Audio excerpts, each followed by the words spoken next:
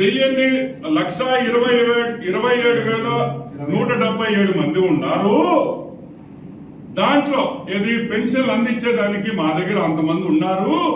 కానీ 14,233 మంది agricultural staff అయితే ఏమి, ఫిషరీస్ అయితే ఏమి, సెరికల్చర్ వాళ్ళు అయితే ఏమి, వాళ్ళు పంపించలేము అన్నారు.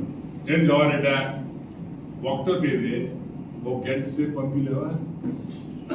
1 గంట సేపు 1వ తేదీ ఈ 14,000 మందిని పెన్షన్లు పంపిణీ చేసేదానికి నువ్వు పంపించలేవా? అంత బిజీగా ఉన్నారా అని అడుగుతున్నాను.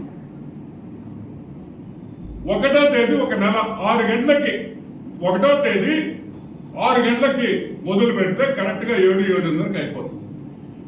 ఈ 14,000 మంది అంత బిజీగా ఉన్నారా అని మేము అడుగుతున్నాం. సరే, పవర్ డిపార్ట్మెంట్ 6,754 మందిని మేము పంపించలేము. 1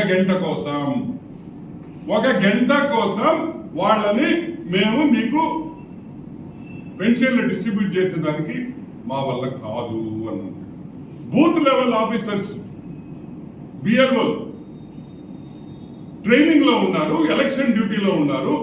1 గంట కాపితే 1 గంట 6 నుంచి 10 వరకు 3-4 గంటలు ఒక్కరోజు ఒక నెలలో నువ్వు ఈలేవా జవహర్ రెడ్డి అన్నారు.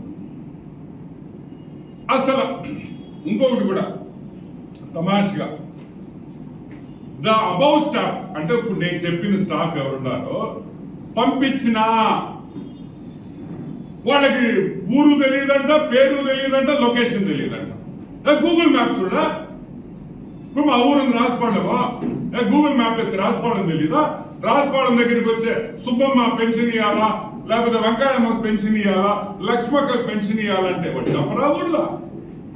మీకు పెన్షన్లు ఇంటికి పంపించేదానికి జవహర్ రెడ్డికి, వైసీపీ జవహర్ రెడ్డికి ఇష్టం లేదు. దానికనే ఇటువంటి ఎక్స్క్యూజెస్ ఇచ్చాడు అని కూడా నేను మనవి చేస్తాను.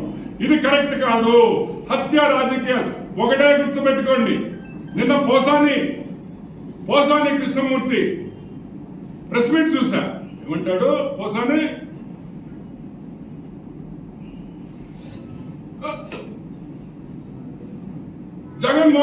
చంద్రబాబు నాయుడు విజయవాడలో హత్య చేశాడా లేదా? చంద్రబాబు నాయుడు హత్య చేశాడా లేదా? ఏమి జగన్మోహన్ రెడ్డి హత్య చేయలే? మీరు ఆ విధంగా మాట్లాడితే మేము ఈ విధంగా మాట్లాడతాం. అర్థమైందా?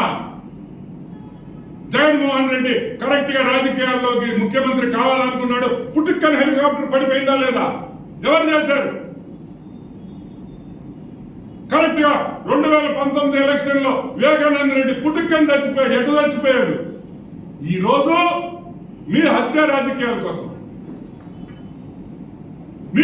రాజకీయాల కోసం పెన్షనర్స్ చంపేస్తారా? 32 మందిని 1 గంట కోసం నువ్వు మంచి నీళ్ళకపోయాడు నీ చీఫ్ సెక్రటరీ.